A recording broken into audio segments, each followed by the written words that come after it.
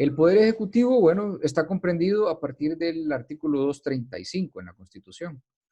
Eh, Algo que había omitido mencionarles es que las constituciones pues tienen, mm, por decir así, dos partes, ¿sí? Hay dos partes fundamentales en las constituciones.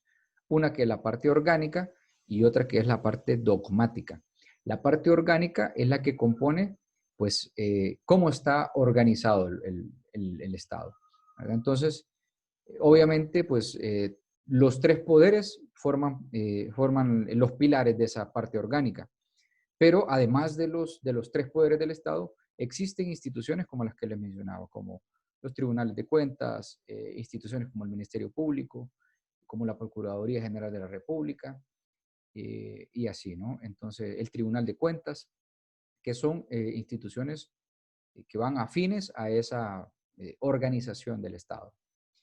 Y la parte dogmática, que es la parte donde se establecen todos los derechos fundamentales, la protección de garantías individuales y asimismo el establecimiento o protección de esos principios de economía y derechos sociales, ¿verdad? Que tienen los ciudadanos de un país. Bueno, hablando, pues siempre lo que pasa es que esa parte dogmática la vamos a ver a partir del segundo parcial, ¿verdad? Ahorita estamos con la parte orgánica. Entonces, hablando del Poder Ejecutivo, pues ustedes naturalmente pues tienen conocimiento de quién es el titular del Ejecutivo y es lo que menciona este artículo 235, ¿no? Que recae en la figura y en la persona del presidente, pero asimismo en la de los designados presidenciales. Eh, Honduras tuvo un periodo vamos a decirlo así, pues una transición eh, dentro de la década pasada, bueno, sí, de la década pasada, porque todavía estamos en la década de los 10, de los 10 al 20, ¿no? Estaba hablando de que, por ejemplo, para el periodo presidencial de Manuel Zelaya, no existía o se reformó lo que era la figura de los designados presidenciales y había un vicepresidente, como en muchos países, ¿verdad? Pero se reformó para el periodo de Ricardo Maduro, si no me recuerdo, y luego se volvió a reformar esta situación del vicepresidente para que quedara nuevamente la figura de los designados presidenciales con el gobierno de Porfirio Lobo Sosa. De hecho, tuvimos un designado presidencial de aquí de Santa Rosa de Copán, que era el doctor Víctor Hugo Garnica. Él fue designado presidencial, ¿verdad? Y bueno, ellos también tienen titularidad del Poder Ejecutivo. ¿Cuándo? Cuando sea necesario sustituir al presidente, ¿verdad? Su función es esa, pues, básicamente, ¿no? En aquellas actividades donde el presidente no pueda comparecer o que el presidente se encuentre ausente, eh, pues van a ser ellos los representantes. Incluso puede delegarlos el presidente para que puedan representarle en el extranjero, ¿verdad? Y bueno, es lo que nos menciona este artículo 35, 36, ¿verdad? Que habla de cuántos designados presidenciales, pues tenemos 3 designados. 3 personas que son electos de manera conjunta cuando se elige al presidente. Entonces, en la papeleta electoral ahora, pues, por lo menos en la última, lo recuerdo muy bien, estaba la fotografía del presidente y abajo estaban las 3 fotografías de los 3 designados presidenciales que estaban por cada aspirante, ¿verdad? Entonces, es así, con el objetivo, pues que la gente conozca, ¿verdad? Entonces, cuando nosotros elegimos al presidente, estamos eligiendo directamente a los designados. El periodo, ya sabemos que el periodo presidencial en nuestro país es 4 años, ¿no? Y de ahí el signo de los 4 años más. Un periodo que empieza a partir del 27 de enero. O sea, ya nos establece, igual que cuando hablábamos del poder legislativo, que empezaba en una fecha específica, que la misma Constitución la contempla, pues también el presidente tiene una fecha establecida. Es decir, bueno, que el nuevo periodo presidencial va a empezar el 27 de enero del año 2022. Este que tenemos actual empezó el 27 de enero del año 2018. ¿Cuáles son los requisitos para ser presidente o para designado? Son los mismos, ¿verdad? Para ambos. Y bueno, ser hondureño, mayor de 30 años, estar en el ejercicio de los derechos del ciudadano y ser del Estado seglar. O sea que los ministros de fe, de una fe religiosa me refiero, no pueden pues, aspirar a un cargo presidencial. Asimismo, pues también los representantes de la milicia o de la policía no pueden formar parte del, del gabinete, o perdón, de la presidencia, ¿no? Ahora bien, el ciudadano también, el 239 nos habla de que el ciudadano que ha desempeñado la titularidad del Poder Ejecutivo, pues no puede ser presidente o designado. O sea, si hay un presidente, el 239 dice que si a una persona fue presidente, no puede volver a ser presidente, ¿verdad? O no puede ser designado. Y ahí está, ¿no? El quebrantamiento de la forma, o el que proponga. Esta disposición fue la que, como ven, no está derogada en la Constitución. Solo se le dio una interpretación de parte de la Corte que, de hecho, cuando veamos la parte del control constitucional, les voy a compartir esa sentencia. Y si ustedes pues, ya han tenido acceso, ya la conocen. Pero les voy a compartir esa sentencia para que veamos qué es lo que dice la Corte. Pero básicamente no es una derogatoria de esta disposición, sino que es una interpretación sobre este párrafo del 239 que dice que el que quebrante esta disposición o proponga su reforma, así como todos aquellos que lo apoyan directa o indirectamente, cesarán de inmediato el desempeño de sus cargos, ¿verdad? Y quedarán inhabilitados por 10 años. La Corte Suprema dijo de que no había razón suficiente para que se impusiera una sanción, ¿no? Por el hecho de proponer reformar esto o de discutir la posibilidad de una reelección. Pero no ha habido reforma tal. ¿Quiénes no pueden ser presidentes? Bueno, los designados, ¿verdad? No pueden ser presidentes, no pueden ser electos presidentes porque ya estuvieron bajo esa titularidad, ¿no? Como dice el 235, son titulares del Poder Ejecutivo, presidente y designados. Entonces, si usted fue electo, designado o designada, es como si hubiera sido electo presidente. ¿Ya? Bueno, que de hecho, en el periodo de Manuel Zelaya, valga decir también que existía esta prohibición, ¿verdad? Y por eso se hizo la reforma, para que pudiera el vicepresidente postularse como presidente para la siguiente campaña. Y así fue el caso, ¿no? El señor Elvin Santos, que era el vicepresidente durante el gobierno de Manuel Zelaya, se postuló a la presidencia para las elecciones de 2009, en las que resultó vencedor Porfirio Lobo Sosa, pero ya estaban haciendo este quebrantamiento al menos del comportamiento que había tenido la Constitución sobre la reelección presidencial y la de designados, ¿no? Por eso en ese momento eh, se había reformado la figura de designados para pasar a vicepresidencia, que, bueno, resultó en eso que les digo. Entonces, pero existe la prohibición, ¿ya? Además del designado presidencial, no pueden los que han sido secretarios de Estado, los magistrados del Tribunal Supremo, los magistrados y jueces del Poder Judicial, presidentes y vicepresidentes, subdirectores, de todas las instituciones públicas descentralizadas, ¿ya? Miembros del Tribunal de Cuentas, miembros del Procurador General de la República, magistrados del Tribunal de Cuentas, etcétera. Entonces, básicamente que todos los que han ejercido una titularidad en una institución, eh, pues, primaria del poder, de los tres poderes del Estado, no pueden formar parte, ¿no? de la candidatura a presidencia. ¿Quiénes más? Pues los oficiales, los jefes de las Fuerzas Armadas, como les menciono. ¿Por qué? Para evitar, pues, un Estado militar. Los jefes superiores, es decir, todos los generales y en el caso de la policía, los comisionados, ¿verdad? No pueden tampoco aspirar a presidente. Los militares en servicio activo, cualquier militar que esté en servicio activo no puede.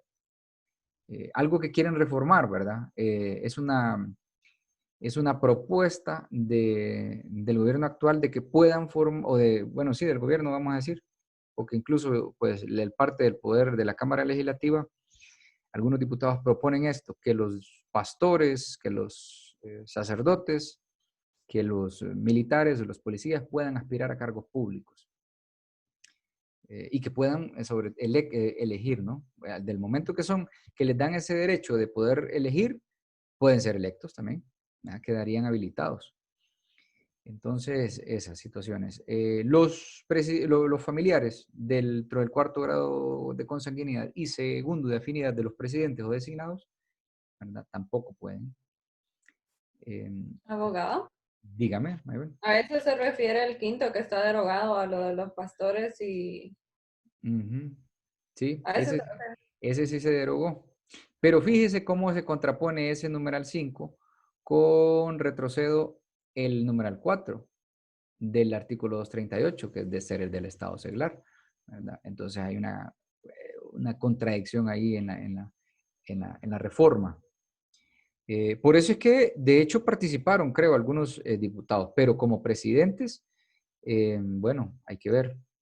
Eh, Igual, en otros países ha sucedido esto, de hecho, Paraguay tenía la prohibición y hace unos años, pues tuvieron un presidente que había sido sacerdote, obispo creo que había sido, y fue presidente de la República en el Paraguay. Puede ser que aquí en Honduras también tengamos algo similar, ¿no? Dios nos libre. Dios nos libre, digo yo, porque si los sacerdotes no deben casarse, pues tampoco deben casarse con la política, pues, ¿verdad? Bueno, ¿qué más? Que el presidente o quien ejerce las funciones no puede ausentarse del territorio nacional por más de 15 días sin el permiso del Congreso y de su comisión permanente. Acuérdense que ayer hablábamos de que habían 9 miembros del Congreso que forman la comisión permanente, ¿verdad? Y bueno, el presidente tiene que rendirle cuentas al Congreso, porque el Congreso, recordemos, es la representación directa de toda la población, ¿no? Entonces, no puede ausentarse más de 15 días. Es una restricción que le dan al menos. ¿Cuál será el objeto de esta disposición? Pues que el titular de la administración pública, ¿verdad? No se desvincule, ¿verdad? Por unas vacaciones en el extranjero, sino que tenga que estar pendiente. Por eso es que fue nombrado y por eso fue electo. Y bueno, habla también el 242 de las ausencias temporales, que quien lo sustituye son los designados, como les mencionaba, ¿verdad? En caso pues de que por alguna circunstancia ajena a la voluntad del presidente, como una enfermedad, por ejemplo, ¿verdad? Que le imposibilite cumplir con esos 15 días, pues se le podrán dar algunas, ¿verdad? Autorizaciones por esa razón, ¿no? Y bueno, si al iniciar el periodo constitucional, tal como reza el 243, si al iniciar el periodo constitucional para el cual fue electo, el presidente no se presenta, cosa rara, ¿no? Pero si en caso no se presentara, mientras éste se presenta, ejercerá el Poder Ejecutivo el designado presidencial electo por el Congreso. El Congreso va a ser el facultado para poder decir, bueno, de los 3 designados, usted va a ser el que va a representar, ¿verdad? O el que va a ejercer. Bueno, también el 244 habla de la promesa de ley del presidente. Ayer les adelantaba, ¿no? Que la promesa de ley la hacen en la toma de posesión y pues tanto el presidente como los designados van a hacer esa promesa de ley ante el presidente del Congreso Nacional. Si este estuviera reunido, pues ante el presidente de la Corte Suprema. La Corte Suprema, por ejemplo, bueno, mañana lo vamos a ver, pero tiene un periodo de duración distinto al de los poderes legislativo y ejecutivo, que son de 4 años. En la Corte dura 7 años, vean su vigencia. Bueno, el presidente tiene a su cargo la administración del Estado y todas estas atribuciones, similar como veíamos ayer con el legislativo. La administración, pues ya sabemos que la administración requiere la administración de los recursos humanos, logísticos, ¿verdad? Económicos de toda la nación. Entonces, sobre el presidente de la República recae la responsabilidad del manejo de todos los recursos de la nación. El Ejecutivo es el que recibe las contribuciones, los impuestos, ¿no? Que todos los ciudadanos pagan o que todos los ciudadanos aportan, y por lo tanto es el responsable. ¿A quién vamos a culpar nosotros de una mala administración? Pues al presidente. Lo mismo pasa en una empresa, ¿no? En una empresa, si el administrador pues tiene un mal uso de los recursos, lo primero que van a hacer es deducirle responsabilidades, ¿no? Hacerle descargos, etcétera. Lo mismo debe suceder con el presidente, ¿verdad? Que también es otra figura que vamos a contemplar, que es el juicio político y está dentro de esta parte orgánica. Bueno, también obviamente tiene que cumplir con lo que establece la Constitución, los tratados y las leyes. Eso es lo que jura, ¿verdad? Cuando hacen la promesa de ley, pues juran eso, prometen ser fieles a la República, a la Constitución y a las leyes. Entonces, es algo que debe cumplirse. Dirigen también la política general del Estado y la representación. ¿A qué se refiere la política general? Bueno, el fin primordial de la política es el bienestar común. Entonces, van a dirigir ellos eso, la estrategia de bienestar común del pueblo. Bueno, y ahí habla otras cuestiones. Los numerales siguientes hablan de aspectos, pues, de índole sobre el respeto de la soberanía, ¿no? Estoy hablando, pues, del mantenimiento de la independencia, del honor de la República, de mantener la paz y la seguridad del interior de la República, ¿verdad? Y repeler todo ataque de agresión exterior. También el presidente es el que nombra a los secretarios y subsecretarios de Estado. Entonces, si nosotros tenemos, por ejemplo, una ministro que es una profesional de la educación en una secretaría de salud, donde debería estar un experto en salud, pues es culpa del presidente, porque él es el que los nombra, ¿verdad? O si tenemos en educación a un experto en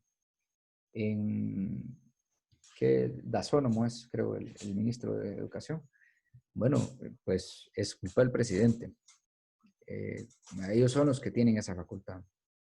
Es una facultad arbitraria, no es arbitraria porque se lo manda la Constitución, ¿verdad? La Constitución, el numeral 5, nos establece que libremente ellos pueden elegir, ¿verdad? Además, pues ayer adelantamos esto, que el presidente puede convocar o exhortar al Congreso de la República para que pueda, al Congreso Nacional para que pueda establecer sesiones extraordinarias, puede restringir, obviamente si el presidente es el que puede nombrar a los ministros o a los secretarios de Estado, él también los puede restringir o suspender, ¿verdad? Por las razones justificables. También, bueno, participa en la formación de leyes. Hablaban pues ayer de la sanción, ¿no? Que tiene el presidente, la facultad de sanción. Es una facultad, vamos a decirlo así, como de auditar lo que el Congreso de la República pues promueve como ley, ¿verdad? Entonces, ¿por qué debe auditarlo? Porque como él es el administrador, bueno, el Congreso de la República no puede emitir una ley que va a venir a afectar el presupuesto de la República, por ejemplo. Y como es el presidente el que se carga de administrar todos los recursos, debe decir, bueno, esta ley, como el caso, ¿no? El caso de este último veto que mencionábamos ayer, donde vetó la disposición del Congreso de que se le diera acuerdo permanente a todos los empleados que están bajo contrato en Secretaría de Salud por la emergencia de COVID. Bueno, él vetó porque le pareció que la disposición de recursos no era suficiente. Entonces, al Congreso le tocó que reformar esa propuesta, ¿verdad? Ese tipo de situaciones son las que tiene, ¿no? También pues da al Poder Legislativo, al Judicial, al Tribunal Supremo Electoral, todos los auxilios y fuerzas que necesiten, ¿verdad? emite acuerdos y decretos el titular del Ejecutivo o los secretarios de Estado o ministros a través del titular pueden también establecer acuerdos, decretos y expedir reglamentos. De ahí lo que se llama, pues, los acuerdos PCM o decretos PCM, ¿verdad? Que son en casos de emergencia. Aquí pues han establecido varios PCMs que no son necesariamente en caso de emergencia, como aquellos que fueron derogados, ¿verdad? Y donde surgió la lucha de los médicos y los maestros. No recuerdo si fue el año pasado, pero en ese tiempo pues protestaron contra esos acuerdos de PCM que aparentemente pues lo que se alegaba es que promovían la privatización de estos dos sectores, ¿verdad? Y bueno, eran PCMs emitidos no por el Congreso, sino por el Ejecutivo, el presidente, y su Consejo de Ministros. Entonces ellos son los que fueron responsables de eso. Bueno, ¿qué más? Tiene básicamente, como les digo, dirigir también la política de relaciones exteriores. Hay una anécdota, no sé si se las mencioné cuando hablábamos de Tiburcio Carías Andino, que le declaró la guerra a Hitler, creo que sí se los mencioné, ¿verdad? Bueno, pues es parte de la política exterior, ¿verdad? Que tiene el presidente, ¿verdad? Si va a estar en acuerdo o en desacuerdo con otras naciones. Nuestro presidente actual se ha pronunciado en contra, por ejemplo, de Nicolás Maduro, ¿verdad? Por el tipo de política que maneja en esa nación. También pues ejerce el mando de las Fuerzas Armadas, es el comandante en jefe. El presidente de la República es el superior de todas las Fuerzas Armadas. A ellos deben de rendirle obediencia. Por eso, si declara la guerra, ¿verdad? Él es él es el encargado, es el comandante general. Así se le llama. ¿Qué más? Dicta pues cualquier tipo de medidas en cuestión de materia económica, financiera, como les digo. Si nos dice, si nos manda, por ejemplo, un decreto para la imposición de un nuevo impuesto por la necesidad de la emergencia COVID, pues está en pleno ejercicio de sus facultades. Hace poco vi espero que haya sido un meme, porque no, espero que no haya sido algo real, que estableció que si no alcanzaba el dinero que se ha obtenido para combatir la pandemia, pues el INJUPEN, el INPREMA y todos los institutos de previsión, el Seguro Social también, deberán de desembolsar pues dinero de sus arcas para seguir con esta estrategia, ¿va? Y estamos con el presupuesto más alto de Centroamérica, no sé si han visto, y aún así quiere más dinero, ¿no? Entonces, Y no está tan lejos de que se apruebe el 18%, ¿verdad, abogado? Porque incluso eso ya están las facturas en todos los talonarios de todas las empresas, ya está. ya está Pero destinado. no creo, la verdad, que haga eso, porque terminaría de matar el pueblo, sinceramente. Uf, imagínense que nos ponga ese impuesto del 18 y cómo está la empresa ahorita. La empresa grande pues tienen reservas de capital, pero los pequeños y los medianos empresarios, Pero aún así, sí. abogado, el impuesto lo termina pagando el cliente final. Eso sí, porque como es impuesto sobre venta, ¿no? Sí, bueno, ya. Esperemos que no, porque demasiado golpeado está el pueblo, ¿no? Bueno, ahora nosotros, y ahorita con esto de la pandemia, no sé si ustedes han ido pues a hacer compras, pero mínimos se está gastando entre 30 y 40% más de lo que se gastaba anteriormente. Bueno, pero así estamos. Entonces, pero es parte de la política, ¿no? Y del plan que pueda establecer el Ejecutivo. Por eso es que les digo yo que hay que tener cuidado a quién vamos a elegir. Entonces, todas las medidas, ¿no?, de administración recaen sobre la figura del Ejecutivo. Luego viene lo que es el complemento para pues el ejercicio pleno de la administración del Estado, que son las secretarías de Estado. El presidente obviamente no puede administrar lo que es todas las dependencias, ¿no? No puede administrar todo lo que es salud, educación, naturaleza, el agro, la industria, el comercio, la economía, la hacienda pública, etcétera, ¿no? Necesita, pues, personas que formen un equipo para para lograr una administración efectiva. Y recae en estos órganos, ¿no? Que se llaman secretarías de Estado. Antes, o que también se conocen como ministerios, ¿no?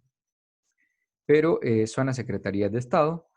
Y bueno, que las podemos encontrar bien detalladas en la Ley General de Administración Pública, ¿verdad?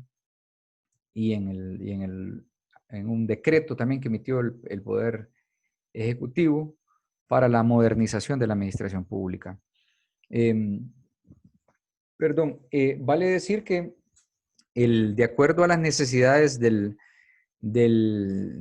la nación, pues se pueden crear nuevas secretarías de Estado o se pueden reducir secretarías de Estado, ¿verdad? Entonces, la ley especial, con este caso que es la de administración pública, es la que determina el número, ¿no? El número, cómo están organizadas, cuáles son las competencias de cada una, cómo van a funcionar, ¿verdad? Etcétera. Los secretarios de Estado, o sea, el 247 nos dice eso, que son lo que les mencionaba, ¿no? Colaboradores del presidente y de la República en poder orientar, coordinar, dirigir, supervisar las demás entidades de la administración pública.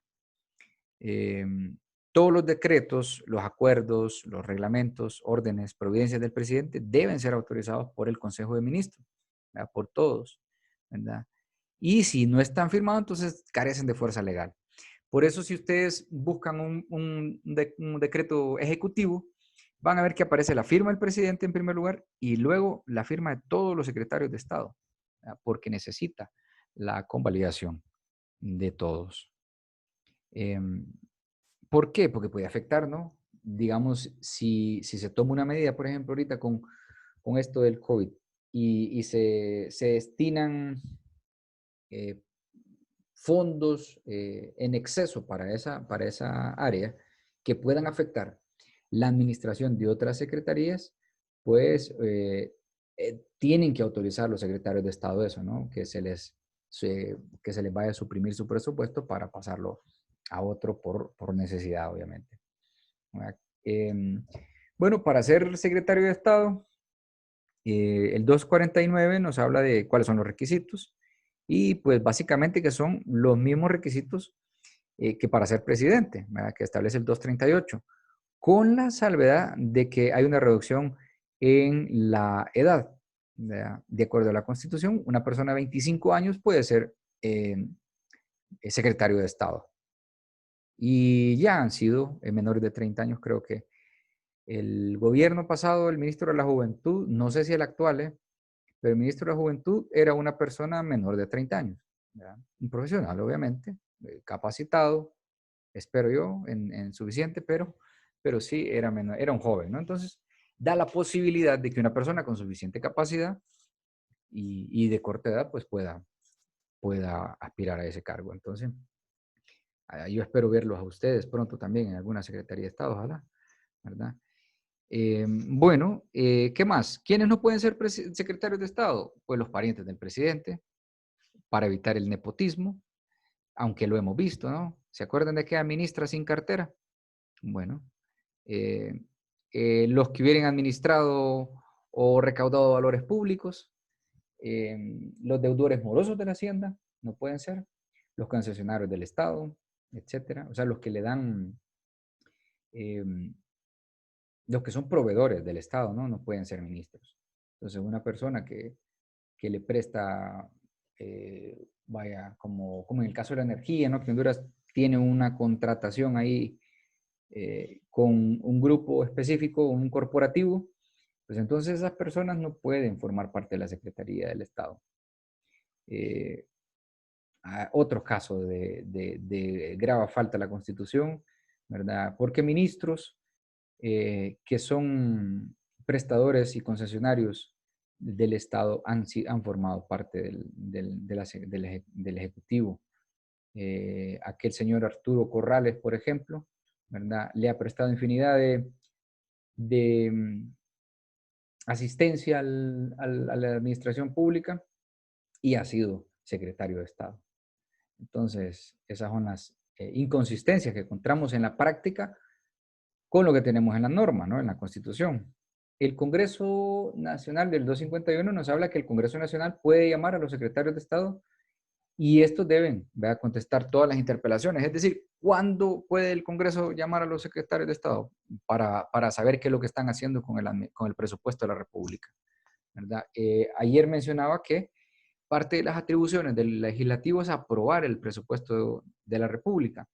Entonces, claro, como son los que aprueban el presupuesto, pueden llamar, ajá, señora ministro de Salud, ¿y usted qué es lo que ha hecho con el presupuesto de salud? El que se ha dado ahorita en caso de emergencia. ¿Verdad? Eso lo puede hacer el Congreso. Igual el presidente pues tiene la facultad de convocar, presidir el Consejo de Ministros, ¿verdad? Y todas las resoluciones o los acuerdos que se acuerden en el Consejo se van a tomar igual, ¿no? Con la misma dinámica de la simple mayoría. Y en caso de empate, si todos están, ¿verdad?, hay 10 o 15, vaya, vamos a decir 16 secretarías de Estado, y se quedan 8 y 8, pues el presidente tiene el doble voto para poder decidir. Eso básicamente pues es la forma en que se resuelven las resoluciones. Pero bueno, en la práctica es raro que haya una incompatibilidad, casi siempre hay acuerdos. El 253 nos habla de la incompatibilidad con la función del secretario de Estado. Ayer también hablábamos de las incompatibilidades que existen de los miembros del Congreso Nacional, ¿no? Son similares en el sentido que el funcionario o el secretario de Estado pues no puede ejercer otro cargo público, ¿verdad?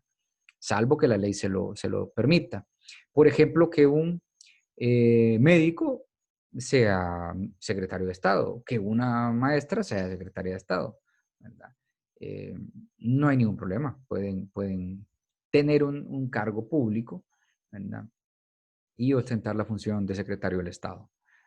Igual deben de presentar anualmente, ¿verdad?, los primeros 15 días de cada año, ¿verdad?, un informe de lo que han hecho. Y todos los actos que ejecute cualquier órgano del Estado que deban ser producidos como efecto jurídico, pues van a ser publicados. ¿Cuáles son estos? Los decretos, ¿verdad? Los decretos ejecutivos tienen que ser publicados en la Gaceta, que es el diario oficial, para que tengan validez, tal como lo establece el 255. Entonces, como vemos, pues el Ejecutivo fundamentalmente pues se basa en el ejercicio del presidente y de las secretarías de Estado. Como les digo, luego vamos a ver lo que será lo de las otras instituciones